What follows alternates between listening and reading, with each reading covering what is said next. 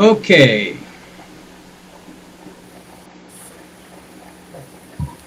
So what we're going to do today is we're going to look at the fourth mystery in the Bible, and this is the restoration of Israel.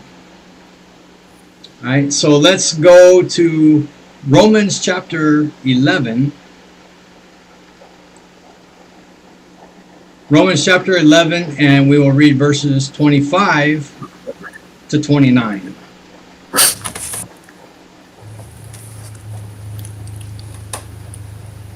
Romans chapter 11, verses 25 to 29.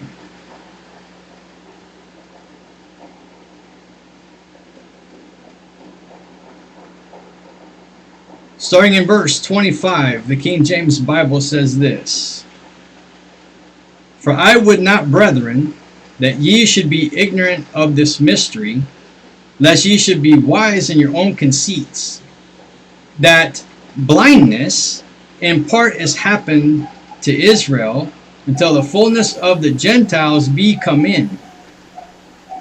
And so all Israel shall be saved, as it is written, there shall come out of Zion the deliverer, and shall turn away ungodliness from Jacob.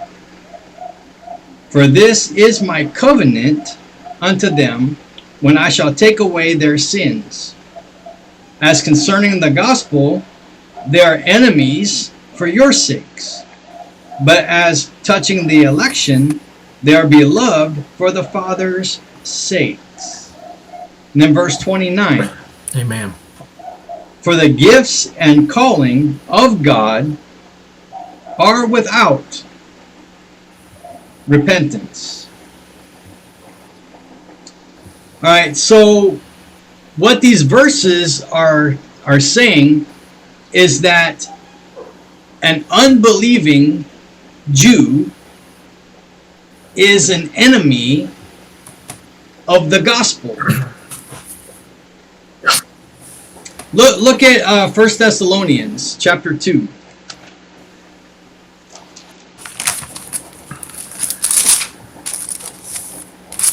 Verses 13 to 16.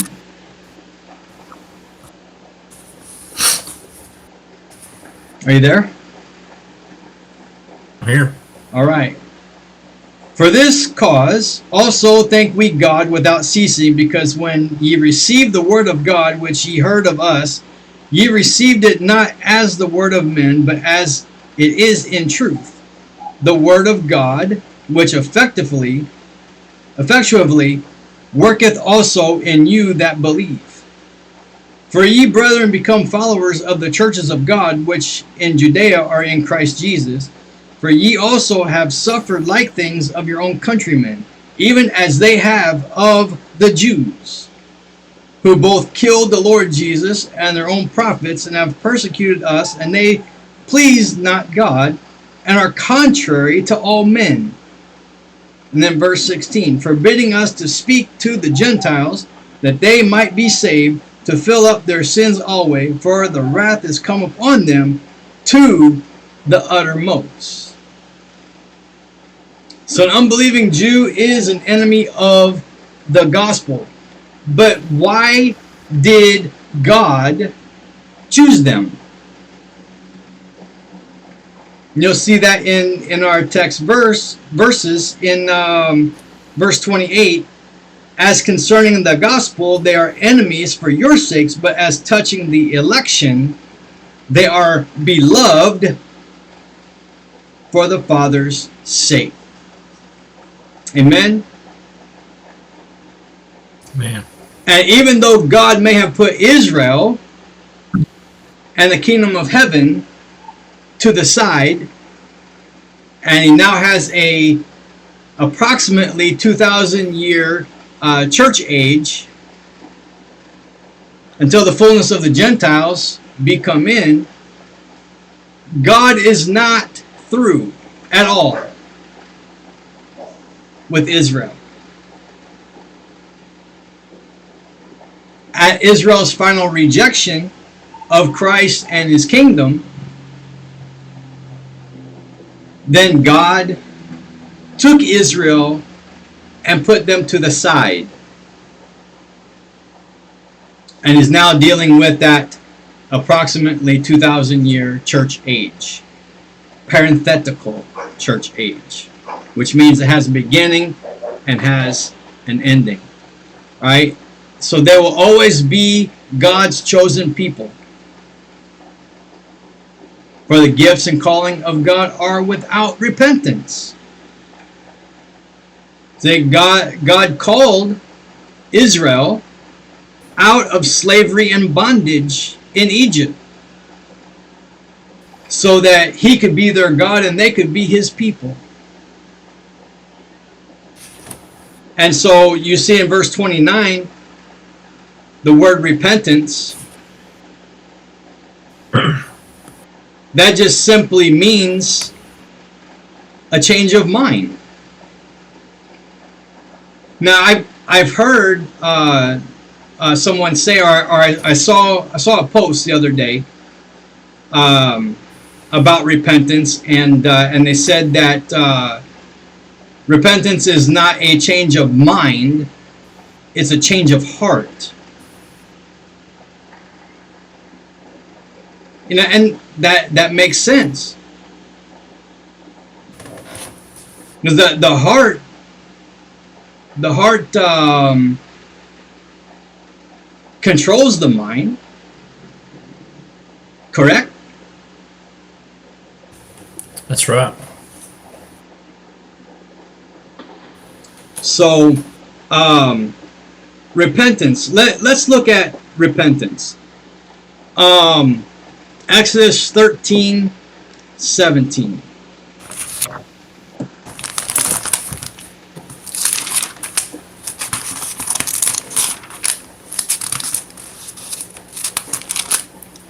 Exodus 13:17. And let's read 18 as well. And you can read that, brother, if you want. 17 and 18? 17 and 18, yes. Okay. It says, and it came to pass, when Pharaoh had let the people go, that God led them through the way of the land of the Philistines, although that was near. God said, lest peradventure the people repent when they see war, and they return to Egypt. God led the people about through the way of the wilderness of the Red Sea. The children of Israel went up harnessed out of the land of Egypt. Yes. So notice in verse 17, repent there. Lest peradventure the people repent when they see war and they return to Egypt. So they see war, you know, God's leading them out. They see war. Say, no, I want no part of this. Let's go back to Egypt. Changing their minds. All right, now let's go to Exodus 32:14.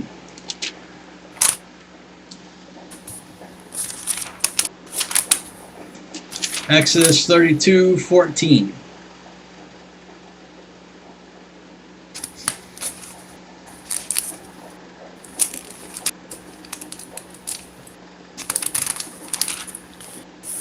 And the Lord repented of the evil which he thought to do unto his people. So the Lord even repented. Notice the Lord there, all caps. The letters all caps. That is God Almighty. Amen. All right. And the Lord repented of the evil which he thought to do unto his people. So, excuse me. So the Lord repented. The Lord repented quite often. Changed his mind. All right. So God called Israel out of slavery and bondage in Egypt, so that he could be their God and they could be his people, and he is not going to repent of it. He's not going to change his mind. Yeah, it's like those that have a calling into ministry.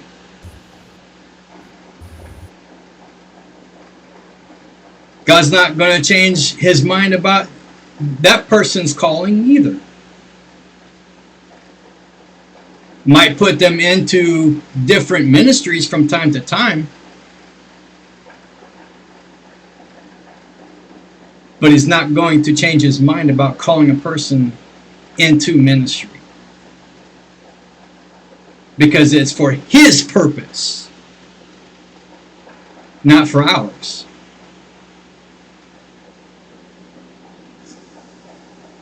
All right, so here is the mystery that God is not through with Israel, and he will restore them someday. Now, many churches believe that Jewish doctrines in the Bible are for the church, the body of Christ, such as tithing as a requirement. And this kind of teaching has the possibility of leading someone to believe that they, the church,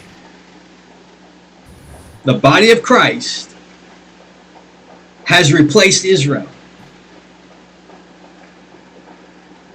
and that the body of Christ is spiritual Israel.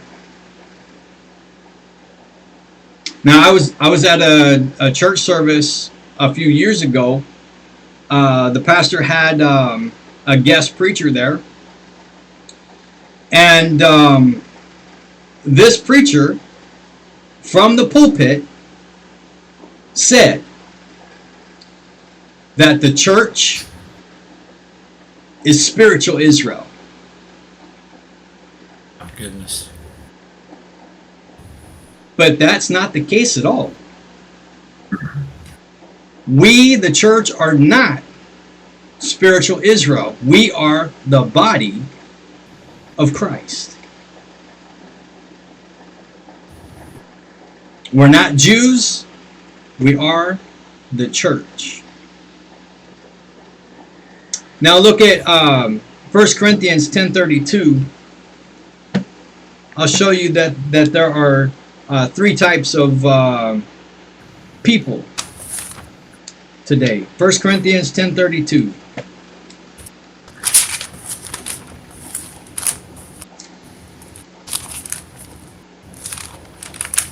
You want to read that, brother?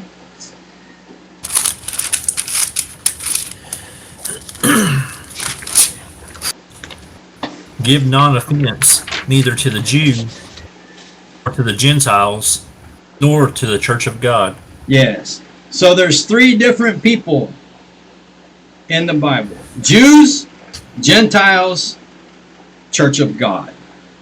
All right. So I wonder, brother, if these verses here deal with, say like that preacher that said that the church is spiritual Jews. All right, look at Revelation 2 verses 8 and 9.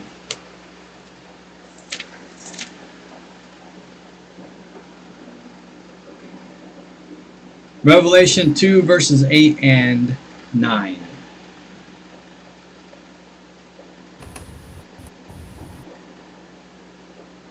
And unto the angel of the church in Smyrna write, these things saith the first and the last, which was dead and is alive. Verse 9, I know thy works, and tribulation and poverty, but thou art rich. And I know the blasphemy of them which say they are Jews, but are not, but are the synagogue of Satan.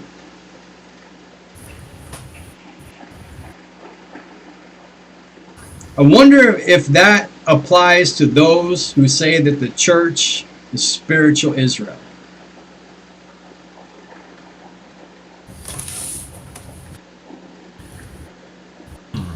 But anyway,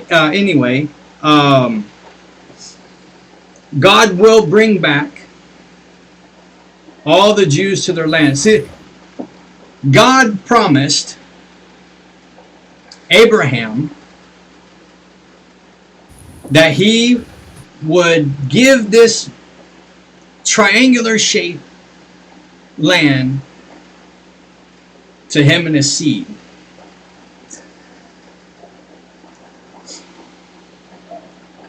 Now, all of Israel, well, I shouldn't say all of Israel, but Israelites are scattered. But when Christ comes back at his second coming, then he is going to bring all those scattered Jews back to the promised land. Alright? They'll no longer be scattered.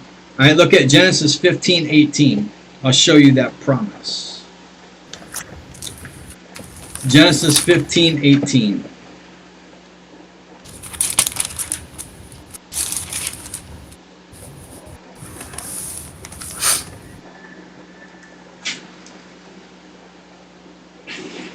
And in the same day the Lord made a covenant with Abram, saying, Unto thy seed have I given this land, from the river of Egypt unto the great river, the river Euphrates.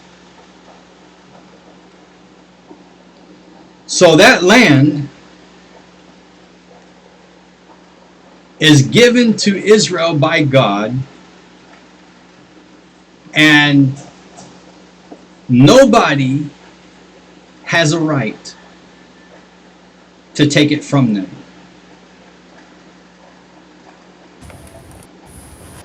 But yet you look at a map, what do you see? You know, you look at Israel. Israel is this little bitty tiny country. But all around it, you will see Muslim nations.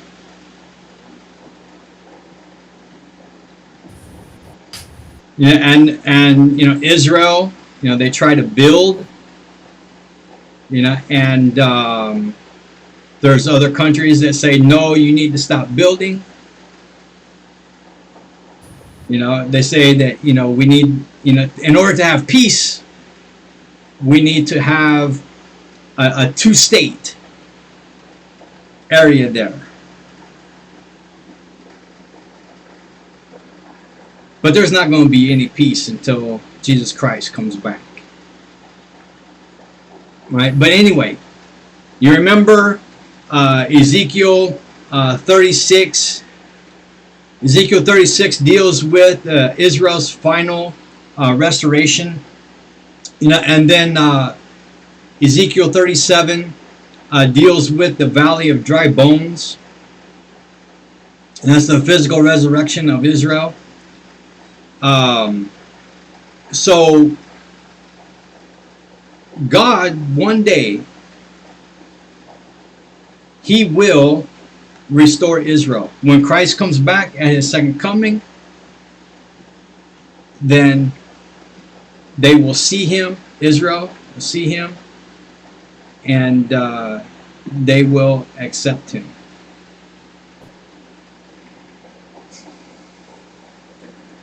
So now, when Christ comes back, He will rule from Jerusalem for 1,000 years. All right, the millennial reign. Look at Daniel 2:44.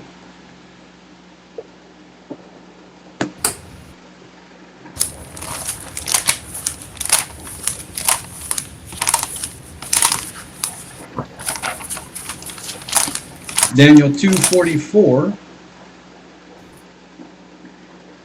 Let's read verses 43 and 44. You can read that, brother, if you like.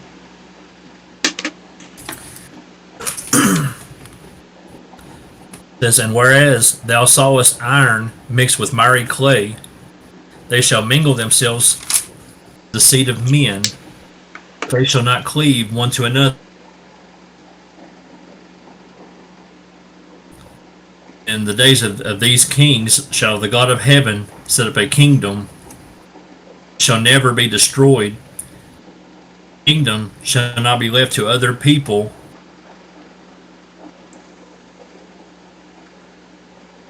Shall stand forever. Amen. All right, so that's the kingdom of heaven there. All right, now also the kingdom of heaven. I think about this. There is a 3-tier heaven. All right, so when you talk about the kingdom of heaven, would that 3-tier heaven also be considered? Also be a part of it? I mean, how can I say this? In the new heaven and new earth, there will not be a 3-tier heaven. I mean, the third heaven, or not the third, but well, I take that back. The crystal sea, the what do you call that? The deeps. It's going to be taken away, and then God's glory is going to shine all throughout. So I really can't say that there's not going to be a 3-tier heaven, but God's glory, when that sea is taken away, then God's glory is going to shine all throughout. All right, so but anyway, Israel become a nation in 1948. Right, and so here is some facts concerning God's dealing with Israel. Right, Israel is blind spiritually as a nation, but only partly. Now, I want to show you. Let's go to our text verses. Romans 11.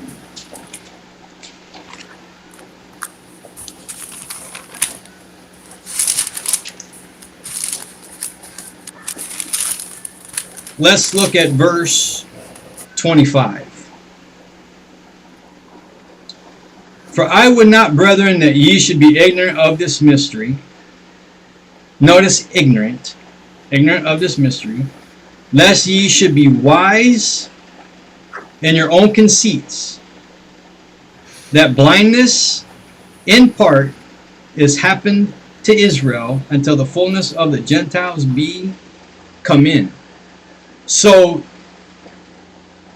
a person that thinks that God is through with Israel,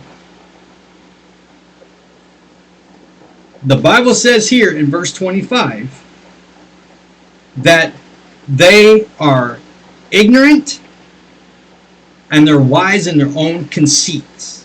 They're conceited. And then verse 26 says, so all Israel shall be saved, as it is written, there shall come out of Zion the deliverer, and shall turn away ungodliness from Jacob. Jacob is Israel.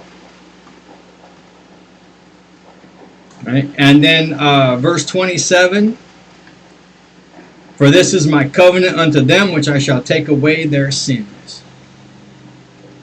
God made a covenant with Israel, and he will never break it. God makes a promise, he keeps it. He will never ever break it, and he'll never ever tell a lie. Right? And verse 28, as concerning the gospel, they are enemies for your sakes, but as touching the election, they are beloved for the Father's sakes. And verse 29, for the gifts and calling of God are without repentance. So, that's it. You know, we just need to remember that God has only taken Israel and has put them to the side for right now. And he's dealing with that approximately 2,000 year parenthetical church age. But when the church is raptured out, then God is going to deal with Israel again. In the tribulation period, 7-year tribulation period, Jewish doctrine will be preached again. The church is no longer there. We won't see 1 second of the tribulation period. Right? That tribulation period is there to get Israel saved as a nation. It's got nothing to do with the church. Right? And then number 2, the fullness of the Gentiles is about to come to an end. Right? And the rapture will fulfill the body of Christ, and then Jews and Gentiles will be saved separately. Right? Number 3, at the end of the tribulation, when Jesus Christ returns, all the surviving Jews will look on the glorified body of their Messiah and accept Christ as their Lord and Savior. And then number 4, God will then establish a new covenant with the nation of Israel. Israel will one day regain its ascendancy over all nations, or over the nations. But not before their Messiah returns and gets rid of her sin of unbelief. And it is a sin. Unbelief is a sin. Unbelief on Christ. So let's you and I love the Jewish people. You know, they're God's chosen people, but yet I have read that it's being taught now that Israel is the bad guys.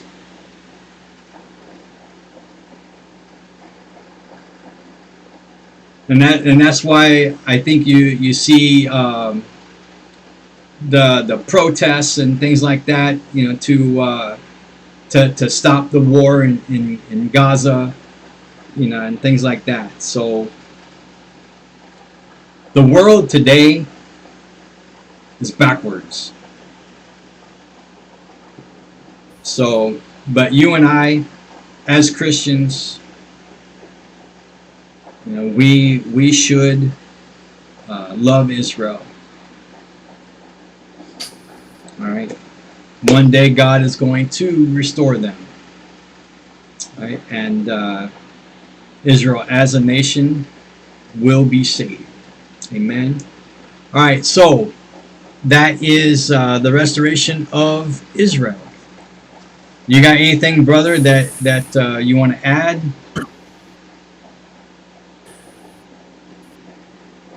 I don't have anything, brother. Amen. All right. So we'll go ahead and we'll stop right there.